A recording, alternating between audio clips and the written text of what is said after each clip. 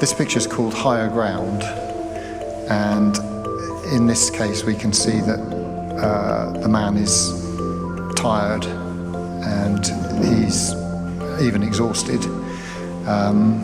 He spent a long time doing something that he knew it was the right thing to do. In fact, he'd probably been doing it for so long he'd stopped asking himself why he was doing it. But he's got to this place where he's now exhausted himself doing this thing that he felt he had to do.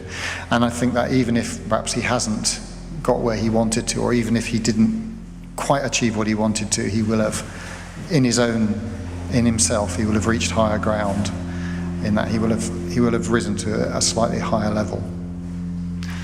This picture is called The Clearing, and it's really about finding ourselves in situations where we reach a fork in the road, perhaps, or we have to make a decision.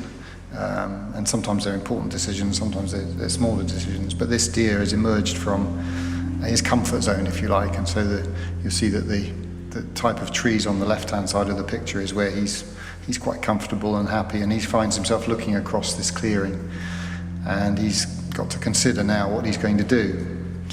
And he's not necessarily sure whether he should just retreat or go forwards, but that was the idea in my mind when I made this picture, that sometimes we come to points in our life where we have to make a very important decision. This picture is called The Claim, and in this picture we can see a man who has to drive this stake into the ground. And the thing I wanted to say with this picture is that we all have our own truths, we all have our own version of history, and sometimes it's necessary to state that very strongly and to assert that your version of truth is the way that you see things. And that's what this man is doing. He's staking his claim to his truth.